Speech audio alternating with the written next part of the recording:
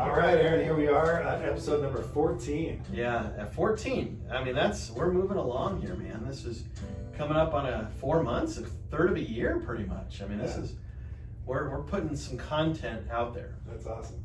And we're really excited for today's episode. It's going to be really cool. We have an opportunity to interview an actual practicing attorney in this area of law, that in collegiate sports law. And so we're looking forward to chat with Kyle, right? Yeah, Kyle Skillman, a partner at Bond, Schoeneck and King. I always kind of butcher the name. Everybody calls it BSK Law Firm. I would say they're the premier collegiate sports law firm in the nation and have been for decades. I mean, they're the gold standard. They're a huge firm, and they are doing a lot of the work out there, and they're going to give us some good insights. It's going to be cool. Aaron, I noticed you're not wearing anything USC today. Yeah. So normally we take these on Friday, and so Fridays I wear stuff on USC. It's bad luck in several different states, including Oregon, to wear your alma mater's gear on any day other than a Friday. Okay. That's what I read online. Well, anything you read online is true. So Absolutely. And so because of that truth, I thought, well, I better not wear it. So I just wore a sweater and kind of dressed up, just if you Google how does a lawyer dress, they dress just like this. You're looking sharp. Yeah. No doubt. And so, but I thought, am I going to wear anything USC, even socks? No, I'm not, because it's bad luck. It's bad luck. Yeah.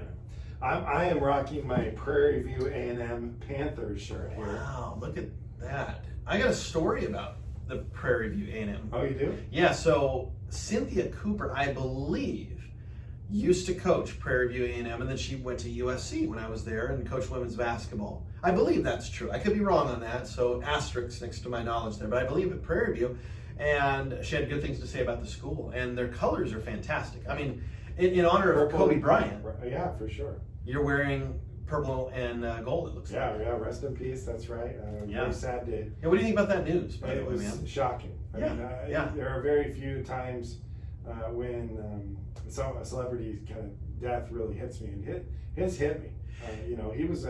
He was someone that I did not like as a player because I'm a Portland Blazer fan, and he would always beat us. And so it was really, but it's kind of one of those things where we didn't like him because he was so good. Yeah. Oftentimes in sports, if you hate somebody, it's for a reason, and he had good qualities, right? He was a dad, had a family, he was good at what he did. But I think sometimes that's what makes it more stunning to me is somebody that was healthy, was 41 years old, a celebrity, rich, famous, seemed strong. It seemed like he had life in the grip of his hands. And to have someone like that, you don't anticipate someone like that losing their life suddenly. Yeah, it's very sad, and it's especially sad for the loss of his daughter and his daughter's friends, and and then the other people who were in the helicopter with him. And just our hearts are just breaking, and our deepest condolences and thoughts and prayers are headed out to all of the families affected by this. Yeah, 9 people. Anyways. Yeah, really sad. So, I think that it's been kind of a quiet week in NCAA compliance. Yeah, I think so. And there might be a couple reasons for that. It could be the Trump impeachment hearings, the Kobe Bryant tragedy. There's a lot of news out there. Sometimes the news will push down collegiate sports law violations. I'll bet you there's some stuff that's happened out there, but hasn't been quite newsworthy this week. Yeah, and there wasn't really because of that. There was a little. We're going to just touch on a subject real quickly. Yeah. That's not that they don't have any rules. There isn't a violation here or anything like that. But in Anaheim, California, this last week, Board of Governors for the NCAA got together to talk about changing their policy dealing specifically with student athletes who have either a history or a track record of sexual assault, sexual violence. Aaron, what do you think the NCAA Board of Governors is thinking about this? Well, I think there's probably a couple of things. One, safety of the student body population, safety of student athletes, safety of schools. You think about it, things happen at colleges that are really unfortunate. Sexual assaults happen. You mix college-age students and student athletes with alcohol and partying and different things. Bad things can happen, and they do happen. And so if we can get our kind of thumb on the pulse of people that maybe have a history of this, or maybe they were accused or convicted in high school. Do schools have a responsibility to know this? And should we track on it? And should that be something that's flagged in the admissions process? I mean, should you admit somebody that's, they've been convicted of sexual assault in high school, but you don't know about it, you're not tracking on it, now they're going to be a new football player on your football team, and you bring them in and let's say something else happens. Could that have been prevented had you not admitted that person and known about it? And so I don't know, it's a touchy subject and it's dicey, and the NCAA rules don't cleanly touch into it right now. But there's a problem, not a problem, that's probably the wrong word to use, but there's an issue there. There's an issue there. Yeah. There is an issue there, and things happen in the college world. And you got to find a way to combat it some ways to protect people. Right, and that's, I think, ultimately the goal. It seems like in these discussions that they're having, the goal is to protect. Yeah. Protect student athletes, protect other student athletes, protect students. Yeah. From having someone who has this type of a history in the past. Yeah. So it'll be interesting to see what kind of comes down. But it seems like the NCAA is really trying to be proactive rather than reactive with this. Yeah. I think because the NCAA wants to get in front of academics misconduct. That used to be an area they didn't have a lot of rules. Now they have a lot more rules. The NCAA wants to help govern. People getting injured, sexual assault, academics, not just recruiting and benefits. They want to make sure the experience for the student athlete and the student is a positive one. They're in a safe environment. They're not getting injured. What about trainers that are pushing kids through because the coach is putting a lot of pressure on them? Sure. Things like that don't line up neatly in the rule book right now. The NCAA wants to expand some of those areas to help with the ultimate goal of student-athlete welfare. Okay. All right. Well, we'll continue to monitor this as it continues to expand. When we find out more information, we'll give you more information once we know more. Yeah. We just thought we'd touch on this real quick. Yeah, it's new. It's kind of hot off the press, and sometimes a little statement goes out there, and then eventually it gets to some working groups, and then they try to think, can we codify this somehow, Right. make some rules? Do we want to? The membership's going to vote on it. It's a big process, but this is usually how it starts, right? This is the little tip of the iceberg that starts and trickles downhill, and 2 or 3, 4, 5 years down the road, we have new rules. Yeah. Well, so once again, we're going to be going to the phones here pretty quickly. Yeah. And this going to the phones part of our show is going to be brought to us by Welch, Bruin & Green. It's a Portland-based law firm that specializes in workers' compensation, personal injury law, and then also Social Security disability. And what else? Collegiate sports law. There's a whole host of consulting services that we can offer to schools, student athletes, coaches, administrators, presidents, athletic directors. Basically, we can do whatever a compliance office could do.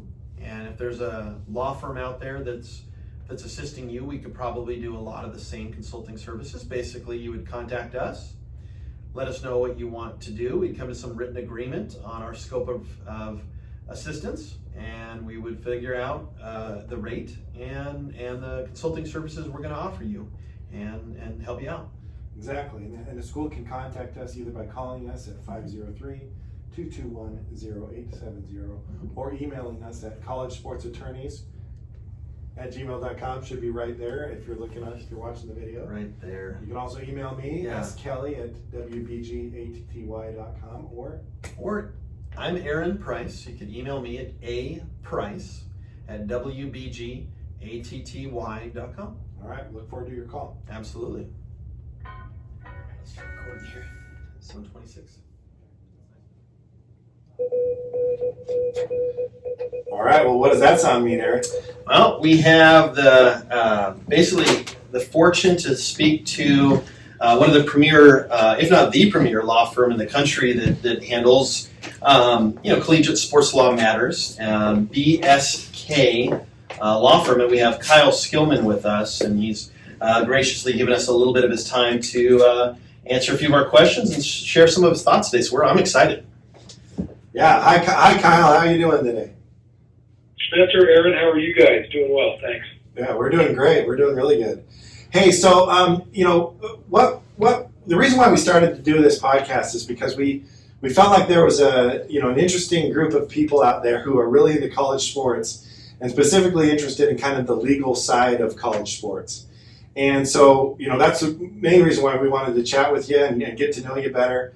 And so the first question we always ask our the people we're interviewing is, kind of give us a little bit of a background, your own personal background, maybe where you're from, where you attended college, where you went to law school, any prior work history before working for BSK. Sure. Well, first of all, thanks for the invitation to be on. I appreciate it and look forward to talking with you today. I started in this business about 16, 17 years ago, right out of law school. I grew up in Indianapolis. I was a baseball student athlete at Vanderbilt in Middle Tennessee, and then came out to the University of Kansas to go to law school. And while in law school at Kansas, I was responsible for the Sports and Entertainment Law Society out in Lawrence. And after my first year, kind of going into my second year, somebody had dropped in my mailbox a flyer for a local law firm that focused on NCAA rules compliance in Overland Park, Kansas, was looking for a clerk. And I picked up the flyer, I called the phone number, and that was obviously something that interested me as a former student athlete. And it was Bond, Shinnick & King, and came down and interviewed. I started clerking with Bond, Shinnick & King that summer, and I've been here ever since. So I was really fortunate in that it literally fell in my lap. I'd gone to law school thinking a couple of things. One, it would buy me 3 more years of college, to be honest. And two, it might get into sports again somehow, whether that's an agent, contract advisor, those big dreams that lots of folks have. And what I learned was I had a kind of a knack for the college athletics piece of it, and I really enjoyed it, and never left. So that's the background. That's so cool. And of course, Aaron, I know you know the mascot of Vanderbilt. Of Vanderbilt? The Matadors or something like that? No, they're the Commodores. Right? Commodores. I knew it was some sort of door. So thanks for sharing all that, Kyle. My background, if you didn't know, but I started off, I went to law school at a small school called Willamette University here in Oregon. But I went to USC for undergrad. And when I was at Willamette, I did basically the Sports Law Journal. I was one of the editors for that. And we had an athletic director from Oregon State by the name of Bob DeCarolis come over, and he afterwards kind of invited me to be a volunteer intern for him. And so I had no idea what I exactly wanted to do, but I just knew I wanted to work with sports in some capacity. But, I'm 5'8", 5'9", not athletic at all. I mean, it didn't make a whole lot of sense. But, I loved sports. My body wouldn't do what I wanted it to. But I started off as an unpaid intern, became a coordinator in compliance, and then USC had an opening down in Los Angeles, and they're my alma mater, and we were under sanctions at the time. And there was a premier team there at the time. Dave Roberts, Paul Perrier, Kevin Sargent, some big names in the industry. And I was fortunate to get hired there, and so I started as an assistant director and then turned myself into a director. And then for a couple of years, I was the director of football, and I worked with men's basketball as well, with Kyle Waterstone, who's there, and Scott Simon. And so it was just a fantastic group. But then we had our first daughter, and so came back to Oregon to raise her around family, which was important. So been here in Oregon for a couple of years, the law firm, and we're doing a little bit of the collegiate sports law as well. So that's kind of my background. Yeah, and well, that's a great group of mentors there. We know all those folks pretty well. It's a good batch. Yeah, absolutely. So tell us a little bit about your law firm. You said you've been there 16, 17 years. So, what's your title there now, and then kind of how big is the firm that you're at? Sure. I'm a partner with the law firm of Bond, Shinnick & King. So Bond, Shinnick & King is primarily an upstate New York firm, practices in many areas. They have a large higher ed practice, primarily focused up in the Northeast. And then we've got this small outpost in Overland Overland Park, Kansas, that is our collegiate sports practice group. And the reason we're the outpost in Overland Park, Kansas is because 30 plus years ago, our founding partner, Mike Glazier, brought the practice here to Overland Park, and the NCAA used to be right down the road. Rick Everard, another partner with our firm, has been here almost as long as Mike, 20 plus years, 25 plus years. Joined Mike sometime around 1990, maybe a little after that. And so the two of them have really been the leaders of this practice. In addition, Steve Morgan was here for a while. Steve was the former associate executive director of the NCAA and came on with us as kind of a senior counsel role for a long time, and then recently retired. And those have really been they are the founders of this practice, and I have, the last 16, 17 years, done everything I can to kind of walk in their footsteps and learn as much as I can. So. That's great. So do you guys have like associates there that work for you or work with you? And how many associates do you have? Yeah, several years ago, we brought on a former law school classmate of mine, Jason Montgomery. Jason had worked at the NAIA after doing a little bit of time in the private practice world, and then went to the NCAA and worked as director of enforcement, and then also on the academic and membership affairs staff. He left there, went to North Carolina State in the compliance department for a couple years, and then he's joined us about 5 or 6 years ago. He's also a partner with us now. It's really neat to work, with one of your law school classmates and kind of really dive into this stuff. So you've got somebody here to have good, healthy debates with.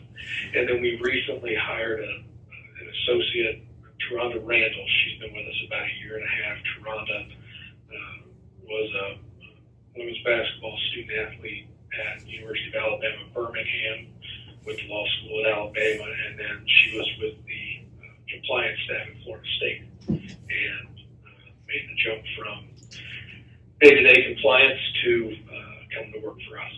So, and that is essentially our group here in Overland Park. We have several attorneys up in New York who help us with a lot of projects, particularly when we get pretty busy. Bob Kirchner is one of our another partner with us up there, and then also Phil Zacchio. Phil does a lot of higher ed work, contract work, kind of the ancillary piece of the NCAA enforcement stuff. Well, it's interesting. You say you have the luck or the ability to work with one of your former law school classmates. Aaron and I were actually classmates, so it's kind of funny that you would say that, because that is a really cool. Aaron and I have known each other for 12 years, going on 13 years now, and it's really cool to think back to those law school days and that healthy debate. I think that you have that ability to automatically connect with someone because you went through the law school together. You kind of have a similar experience, so that's pretty cool that you guys have that at your firm. Yeah. Yeah, I think that's important for culture for sure. And one thing I thought was pretty cool about what you said, Kyle, is I know when I was at USC, and sometimes we might use outside counsel for an issue that we're having or an audit or something to that effect. And sometimes, with other groups, sometimes they would bring people in that didn't have as much familiarity with compliance and the rules. And that can, that's fine. We can kind of work through that, but it slows things down a little bit. If somebody hasn't, touched that world a little bit or is familiar with the rules. And so it sounds like your staff, you're selecting people that are kind of versed in that, so that they're not just lawyers that, hey, this person was a corporate lawyer for 4 years, and now we're bringing them aboard and we'll teach them. These are people that have been in the business a little bit. So that's smart hiring. That's good to hear. Yeah, I am the only outlier here who did not at one point or another, either in a postgraduate internship through enforcement or in the administrative structure at the NCAA, actually work at the NCAA national office at some point in time. Everybody else here has got the experience of working with the association, and several have campus experience,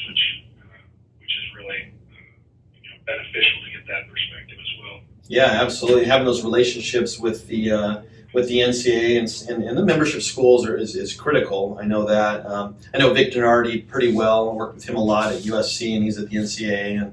And I know relationships can go a long way in trying to probably reach solutions with problems. And so, on that note, I was curious, maybe if you could share with us just some of the services you might be able to offer your clients. So we get involved on campus a couple different ways. There are proactive mechanisms in there, and I think you kind of alluded to this a minute ago. These kind of compliance assessments, right? Yeah. Where it's an outside entity that comes in, reviews kind of top to bottom what the systems are on campus and which of those systems are working.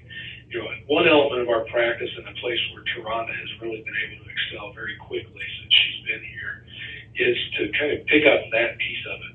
Go to campus, spend a couple days, interview the people that need to be interviewed, and determine where systems on campus maybe not necessarily deficient, but perhaps not up to industry standards, or maybe there's a better way of doing things.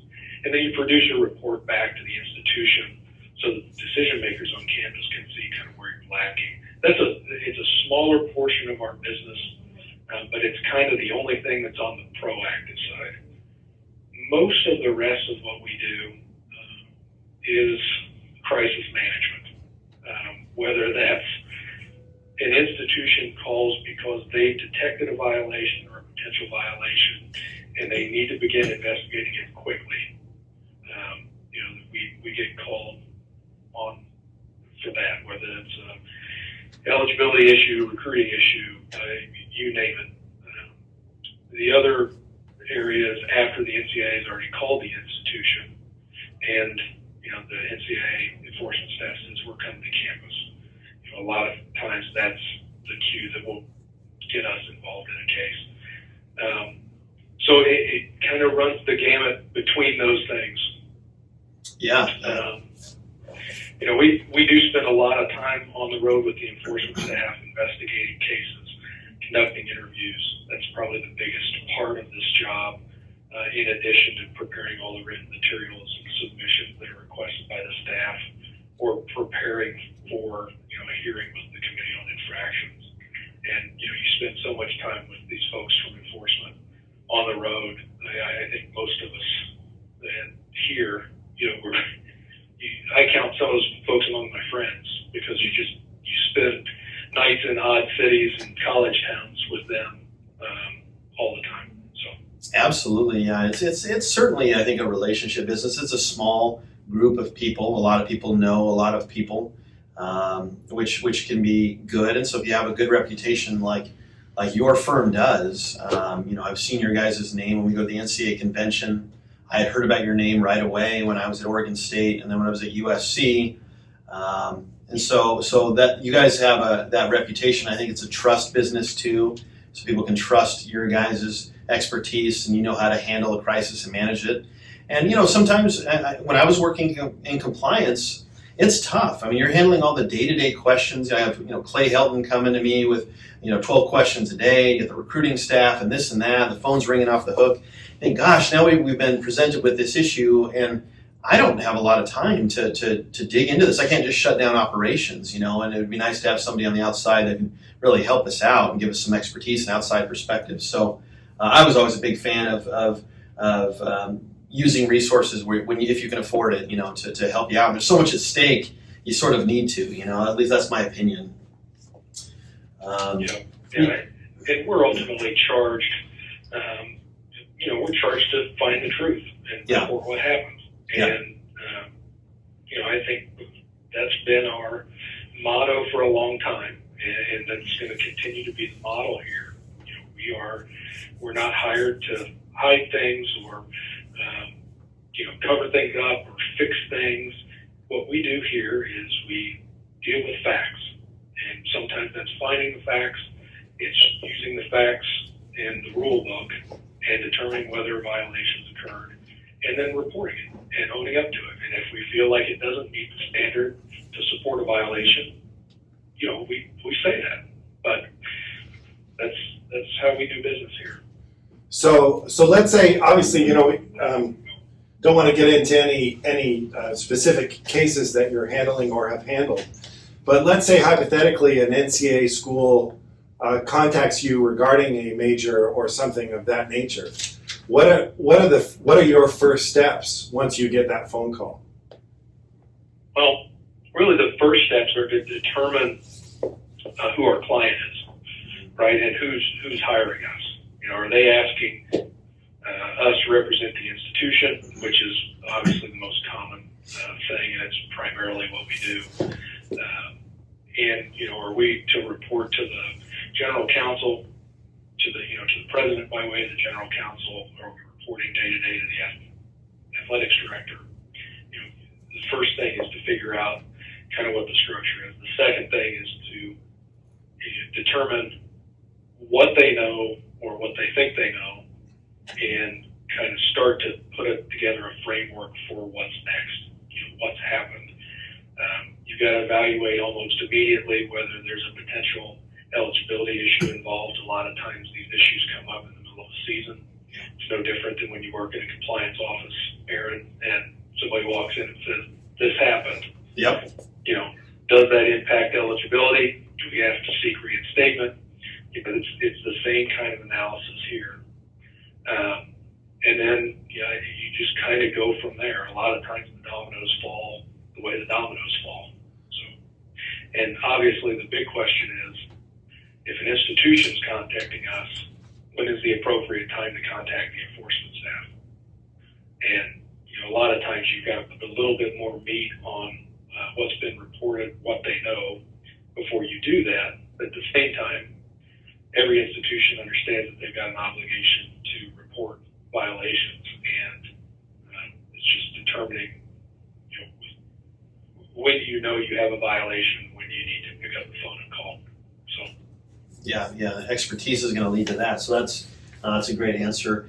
Do you guys? I mean, if something's a little more not minor, but maybe smaller scale, maybe one coach decides to reach out over, maybe they've been charged with something, or a student athlete wants to transfer and have some help on that, or maybe a high school student is going over his initial eligibility stuff and wants a little help but doesn't want to use the school or his high school. I mean, do you guys get lower level in the weeds on some sort of day-to-day stuff like that as well? It depends on the institution. We've got some what we refer to kind of as general consulting arrangements with a lot of institutions, and depending on the level of staffing on campus, what fires are burning hottest for the folks in compliance, we will get involved in some eligibility issues. Jason handles, because of his experience at the NCAA, Jason handles a lot of waiver cases for institutions where it becomes, either because it's a significant issue that the institution wants outside expertise to really pay attention to, or it's because the compliance staff might be one or two people, or maybe no people while they're replacing somebody, and they just, they need somebody else to do the day-to-day on it. That's typically when we'll get involved in an eligibility issue or a waiver issue. The only other time is really high-profile eligibility cases. We get those calls with some frequency too. How do schools and institutions hear about your firm? Is it mostly word of mouth, or do you have any kind of a marketing strategy or anything like that? We've been really fortunate that Mike Glazer and Mike's Life founded this practice 35 years ago, and they were the first. And Mike has long been acknowledged as the pioneer of this business, and just because of the reputation that this practice has had since almost the beginning, but definitely over time, a lot of folks just know us. And That's always nice. Yeah. It is a niche industry. I mean, there are other firms that do it. There are other firms that do it well. But we've got 30 plus years of experience, and that's really served us very well. Yeah, I know for me, I was excited to talk to you guys, and I've reached out to Mike Glazer before too. Just something I like to do is if somebody does anything well, I like to reach out to them and ask how they do it and why they do it and how they got there. It's just kind of a curiosity on my part that I've always sort of had. And yeah, I mean, anybody I talk to, I mean, whether it's Ellen Ferris or if it's somebody at the Pac-12, every single person I know that has any more than a year of experience in the world knows BSK Law Firm and then knows usually a couple of the partners there. And they're just trusted. And so there's a lot of responsibility that comes with that. But that's an amazing feat for your guys' firm to sort of be the industry's gold standard in what you do. I feel like we were like that a little bit when I was at USC when we were loaded with about 12 or 13 people in compliance shortly after the sanctions came down, and we were sort of the gold standard, I think, for a little while in compliance. But BSK's been doing it for a while, and yeah, it's just amazing. You guys are making good hires, and so I'm very, very impressed. Are you guys seeing any sort of trends out there right now as far as maybe more student athletes are using legal services, or maybe they're doing it less often? More schools are reaching out about certain things, anything like that?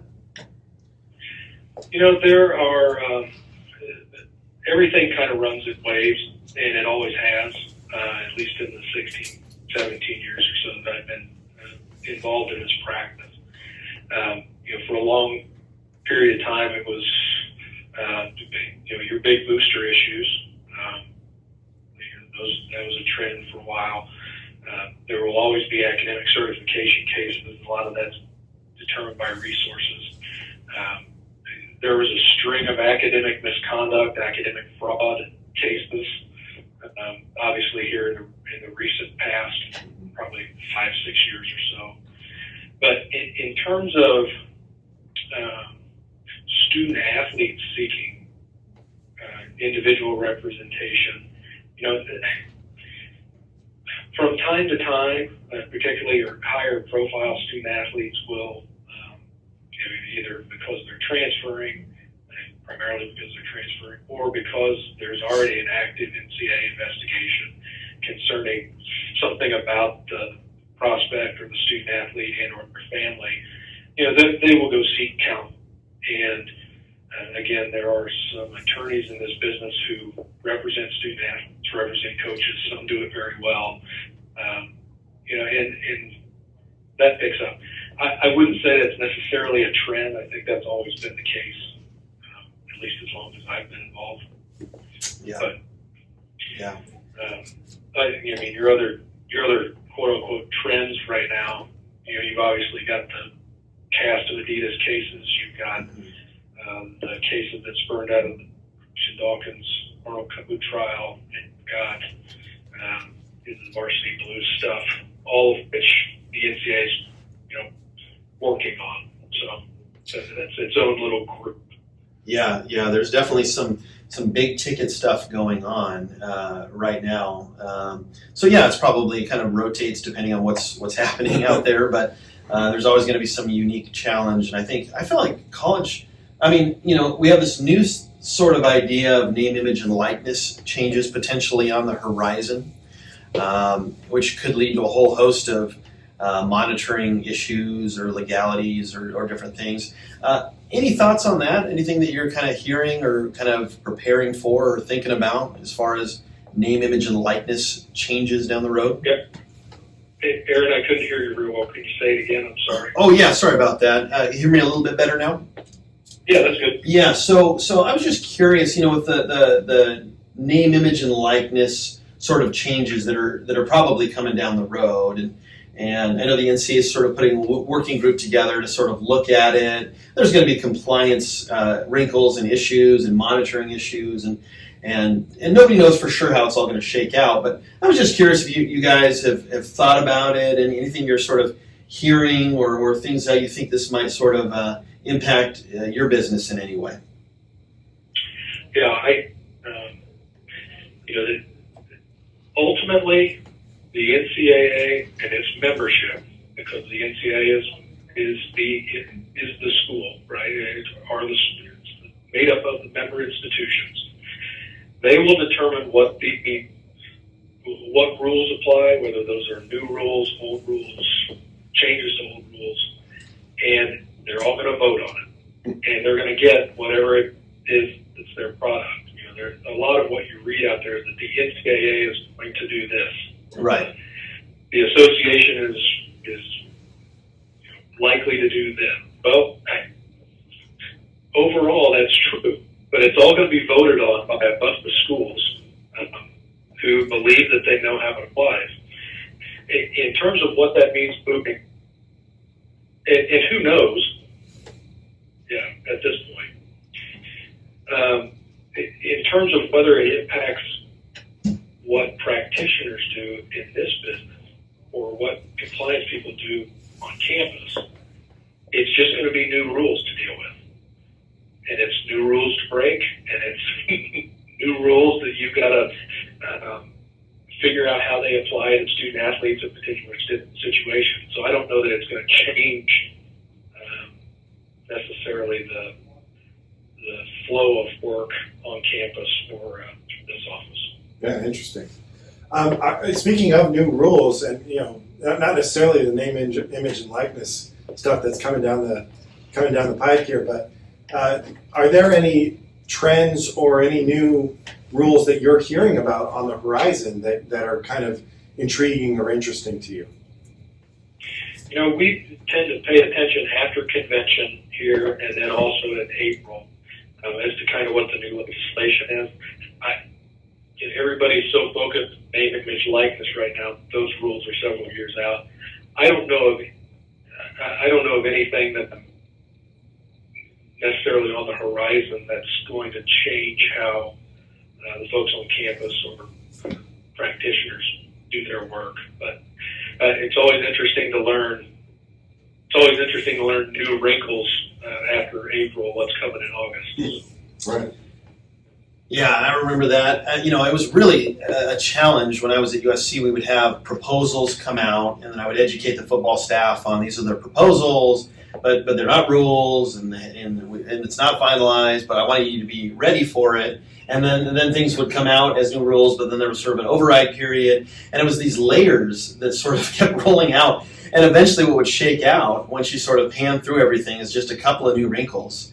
But I probably spooked football on 20 or 30 different things, but I sort of had to get in front of it just for just in case, because it changes some of the way they do things. They want to know about it 6 months or 9 months in advance. And so that was always something we would track and then shift it down, and that was a challenge. And I'm sure you guys probably go through some of that same stuff, but that was always tough. But coaches are really good at throwing up their arms and yelling. Yeah. and then the next day they're good with it.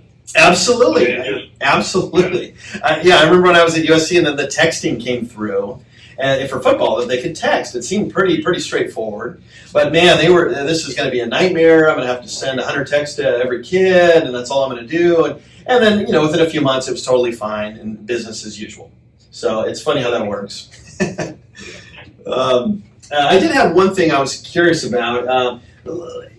Any advice you might have for somebody that wants to break into what you do? Maybe they're currently in law school and they'd like to work in college athletics. Maybe they're at a compliance office right now, or maybe they're just at a different law firm, not related to college athletics. I guess individually, personally for you, what would you look for in maybe a new associate that you were going to hire? And then maybe not just you personally, but just in general, what advice might you give to somebody that wants to work in college athletics as a lawyer?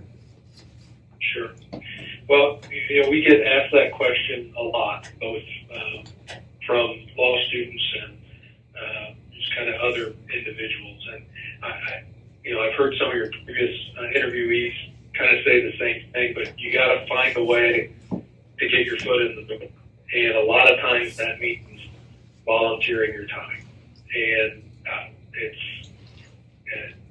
it's hard to think like that, but any experience you can get on campus, whether that's compliance, development, academic advising, an internship or something with the athletics director, just to get in there and to kind of get in the door.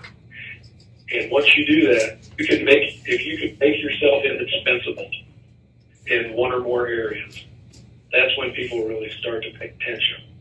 And that's what will set you up for your next job. And you said it before, and that this is really a small industry. And when somebody shows up, they're willing to work for not a lot of money, they're at it every day. They really show a desire to do it. People take notice, and it may not be a job at that institution, but it would be a job at the next institution. It is. That's kind of the campus side of it. It's hard to get into the practice of law that focuses on college athletics because it's just such a niche. But the same kind of rules apply. If you can latch on someplace, make yourself indispensable, whether that's from a Title IX investigation perspective or somebody that's got some experience in concussion litigation and the ties that adds to the NCAA. There are going to be some new avenues to get into this business, and anything you can do to kind of latch onto that and become an expert as quickly as you can, I think it's how you get there. Wow, that's so cool. Kyle, we just really appreciate your time today. Really appreciate your insights. You've given our listeners some really unique insights from a legal perspective, and we're just so grateful for your time and for your knowledge and your ability to share what you could share today. Well, I'm grateful for the invitation, and it's nice chatting with you guys, man. And come down the road, I'm happy to chime in. Oh yeah, I appreciate it, Kyle. Yeah, we really wanted that perspective from a practicing attorney in this field that really does it at the highest level. And so thank you for coming on to our small podcast, just getting started here. But we'll let you go. We know you're very busy, but thank you so much, and you added some great value for us. And so wish you all the best, and then maybe we'll keep in touch. Happy to do it. Thanks, Phil. Thanks, Kyle. Take care. Take care. All right, well, gosh, I thought that call with Kyle was just spectacular. Yeah, Kyle Skillman at BSK, a partner there, he's a really knowledgeable guy. I think he said he had 16 to 17 years experience. They've got associates and other partners working for them. They basically have the founder of the whole industry, and Mike Glazer, working there. Right. And so this isn't just any law firm. This is a gold standard that's been doing it for decades. That's the way Kyle talked about Mr. Glazer, was just like, yeah, he's the guy. We're all learning from him. Yeah, we're all learning from him. It's a fantastic law firm. When I was working in compliance, everybody knew who BSK Law Firm was and that they would do things right. They knew how to get in front of things.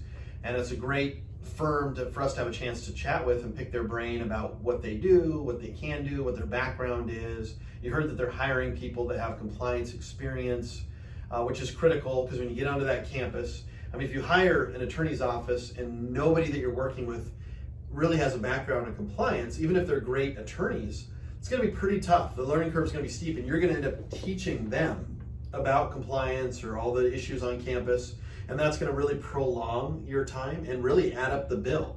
And you're really adding up that bill because they don't have necessarily the expertise in that niche. And so that's really hard to find, a mixture of law and compliance. If you can find that at a firm to help you out, that's invaluable. And you heard him say, there's a lot of schools that reach out when they have problems because there's a lot at stake. Yeah, I really appreciated how he just said, look, our ultimate goal is to try to find the truth. Find the truth. Find the truth and present the truth. Yeah, it's not a cover-up. Right. Exactly. It's not sweeping things under the rug. It's not we're not hiring somebody to be our cleaner and fix this. It's you gather the truth, And then once the truth is known, we just deal with it. You know, we can negotiate it with the NCAA. We can mea culpa. We can set up new policies and procedures. Let's not have this happen again. Yeah, really cool. Yeah. Anyways, I was really interested by some of his insights and his thoughts. Yeah. And now next week we're going to have a pretty interesting interview as well. Yeah, I mean, we have heavy hitters coming up. I mean, we got Oregon State compliance, the associate AD for compliance there, head of their office at Oregon State. He used to head up, his name's Kyle Pfeiffer, and he used to head up Washington, the Huskies. So this guy has also been around for a long, long time. He's done Washington, and he does Oregon State now for the last 6 years. And after him, we're going to be talking to Ole Miss recruiting and the lane train. We have the Seattle Seahawks lined up. They're going to be talking to us. We've got Purdue, and we have a lot of other things in the mix of people that we're talking to and trying to line up. I think we have some listeners that are going to get in the mix from law firms around the country and people that work at other schools. And I got a few other tricks up the sleeve as well.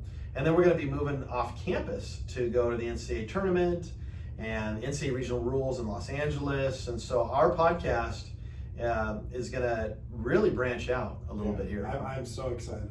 Yeah. And just to kind of end the day and end the episode 14 here, how's USC basketball looking?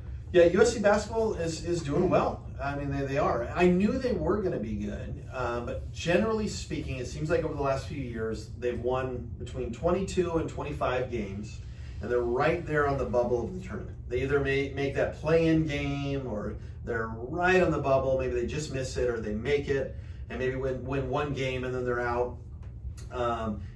So that's kind of where USC's been, but I expect them to be right about there again. Maybe they'll win 24 games or 25. I think if they can get like a 10, 11, 12 seed, they could win a game or two in the tournament. So they're a dangerous team. It's not a team you'd want to play in the first round.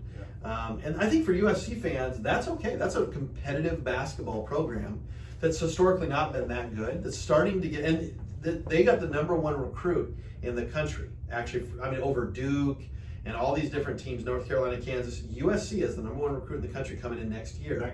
Oh, wow. Yeah, so the recruiting is fantastic. I think what Andy Enfield really needs, though, is to make the tournament this year and win a game or two in the tournament to get a little cachet going. Next year, bring in a really elite recruiting class and then try to get to the Sweet 16 and really establish yourself as a Sweet 16 team. That's great. How's BYU doing? BYU's doing all right. Yeah, we've had a kind of a really interesting year. We have a lot of seniors on the team. Yeah. They're very good. They've got a lot of really good players, a lot of 4-star, 5-star type players, top 100 recruits, just happen to be at BYU at the same time. We've kind of underachieved over the last few years, and this year I think we'll make the tournament. We could be dangerous, win a game or two, depending on seeding. It all depends on seeding and on who we're playing. So hopefully we can play a team that we match up well with, win a game or two, and make a good run. But we've got a super stud in this young man named Yoli Child, who is he's a great guy, great kid. I got involved in a little bit of an NCAA issue, which we should talk on at some point. Yeah, well, briefly, he was suspended a few games, right? Right, yeah, for filing the wrong paperwork. For the draft? For the draft. Yeah. And then he came back and was suspended for 9 games. So at some point, I'd like to chat with you about that and get your thoughts on it. But he came back, and then he hurt his finger, and he's been out for a few games, but he's been doing well. So it'll be interesting to see how we do over the next few weeks, and if we can win a game or two, get some better competition, we should be in. Yeah. So, anyways, looking forward to a great week of compliance. Absolutely. NCAA. I hope everybody enjoys some basketball games this weekend. Yeah. And absolutely. And then we'll be chatting with you again next week. Yep. See you guys.